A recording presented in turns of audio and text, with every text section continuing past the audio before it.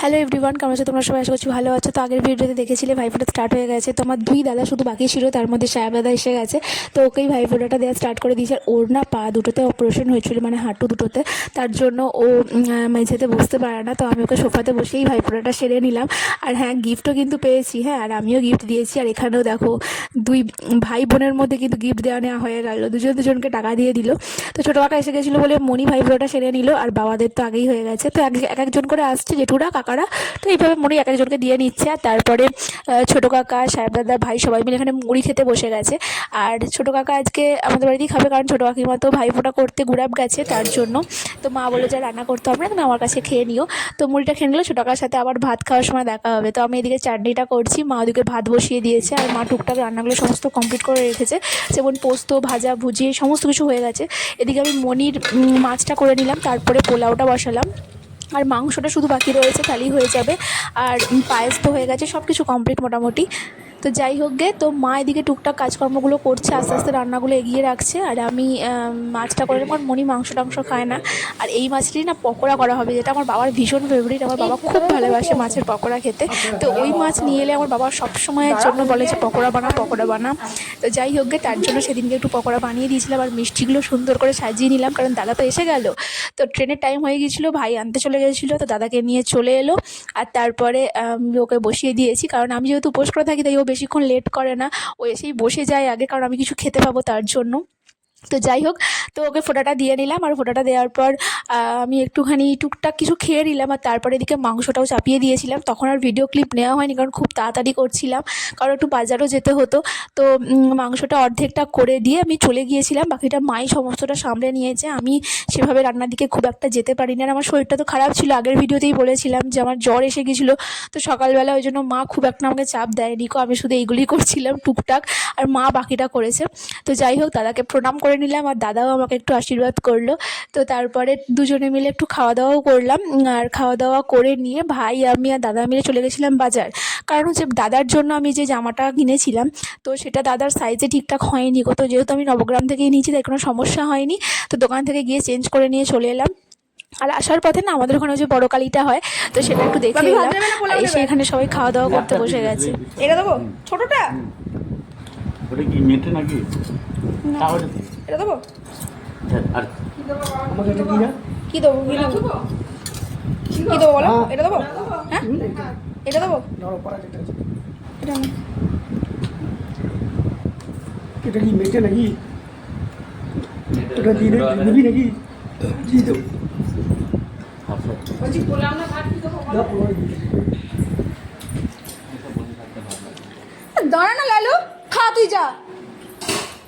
কি বসিয়ে রেখে দেবো নাকি? শুধু ছবিটা তুলবার জন্য দাঁড়িয়েছি। ছবি তুলেছে তো? আমি তো তুলিনি, আমারটা স্পেশাল।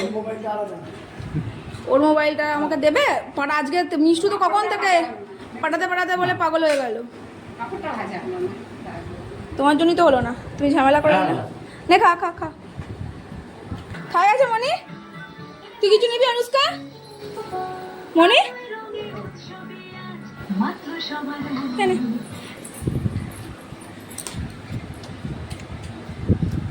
নে টাকা। পিসে মশাই বলেছে ছবি তুলতে তোমার। তুমি তাকাবে তোমার দিদির জন্য? তোমাদের ছবি তুলেছি আমি, তোমার ছোটো কাটা সবার তুলেছি। লালুর আবার এসব পছন্দ নয়, রেগে ভেঙে যাবে, দরকার নেই। তোমার ছোটো কাকাতে পায়েসটা দেবে, দইটার পায়েসটা একটুখানি খাও।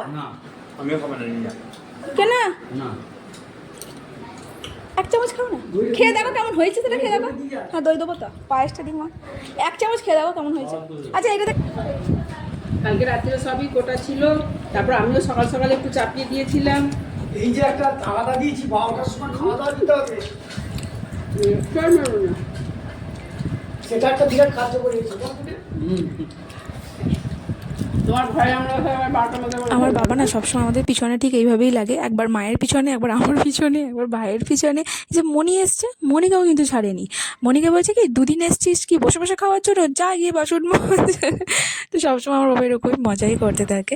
তো যাই হোক গে, তো দুপুরবেলা খাওয়া দাওয়াটা কমপ্লিট করে আমার পোলাও দিয়ে মাটন ঝাল ঝাল হয়েছিল না, যা খেতে লাগছিল না, জাস্ট দুর্দান্ত ছিল খেতে, যেটা বলার কথা নয়। তো যাই হোক, তো তারপরে দীপ বোনের বাড়ি থেকে ডাইরেক্ট নবগ্রাম চলে এসেছিলো, কারণ নবগ্রামে যে ঠাকুর হয়েছে না, তো একটু দেখতে হবে, তো তার জন্য। তো মা আমাদের সবার জন্য খাবার দাবার সব প্যাক করে পাঠিয়ে দিয়েছে, আর বোনও প্যাক করে দিয়েছে দীপকে দিয়ে। তাই আজকে রাত্রে রান্নাবান্নাটা একদম ছুটিই ধরতে গেলে। তো যাই হোক, তারপর মাকে সবাইকে টাটা করে বেরিয়ে গিয়েছিলাম, গিয়ে ঠাকুরটা একটু দেখে আর একটু মেলাটা সামান্য ঘুরে ভাবলাম ট্রেনটা ধরে নেবো। তো বাবা চলে গেছিলো এদিকে টিকিট কাটতে, আর আমরা তিনজনে, মানে আমি, ভাই আর দীপ, তিনজনে মিলে একটু মেলাটা ঘুরছিলাম। সাথে অনুষ্কাও ছিল। তো আমাদের সেভাবে কিছু মেলা দেখার নেই, আমার তো ঠাকুর দেখা হয়ে গেছে। হ্যাঁ, গুড়াপের মতন অত বড় মেলা যদিও নাও হলেও বেশ ভালোই হয়েছিল, ভিড়টা বেশ ভালোই হয়েছিল। তো যাই হোক, তো প্যান্ডেলের লাইনটা এত বড় দেখে না আমি আর ঠাকুর দেখার নামই করিনি। হ্যাঁ, তো দীপকে ভাই সাইড দিয়ে একটু দেখিয়ে নিয়েছে। তো যাই হোক, তারপরে একটু মেলাটা ঘুরলাম, এদিক ওদিক কিছু খাইনি, কারণ দীপও তো বোনের বাড়িতে এত খেয়েছে, ওর পেটে চাপ আছে, আর আমিও তো বাড়িতে এত কিছু খেয়েছি তোমরা দেখলেই। তো তাই জন্য কেউই কিছু খাওয়া দাওয়া করিনি, শুধু সাথে অনুষ্কা ছিল বলে ওই ছোটোটাকে একটা কিছু কিনে দিলাম, আর ভাই টুকটাক একটু কিছু কিনলো, ব্যাস এই আর কি। তো তারপরেই বাবা ফোন করলো যে আয়, ট্রেনের খবর হয়ে গেছে। তো আর কি, মাকে প্রণাম করে নিয়ে চলে গেলাম। হ্যাঁ, কারণ ওখানে তো দাদুভাই ওয়েট করছে, দাদুভাইকে গিয়ে ফোঁটা দিতে হবে তার জন্য। তো সেই জন্যই আরও তাড়াতাড়ি আজকে বাড়ি যাওয়া। তো যাই হোক, ট্রেনটা ঢুকে গেল।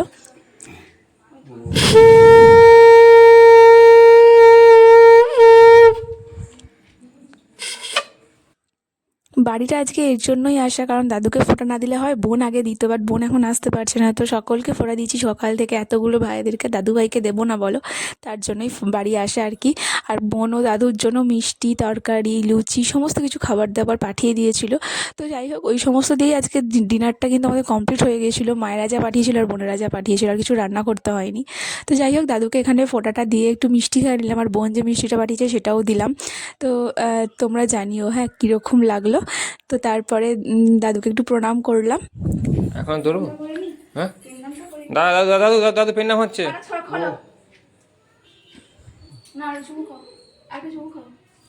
দেখি দেখি দেখি দেখি দেখি দেখি। হ্যাঁ, কোথায় গালটা দেখতে পাচ্ছ কি? হ্যাঁ, বাহ! জিও ছবি ছবি নেবো দাদু দাদু দাদু।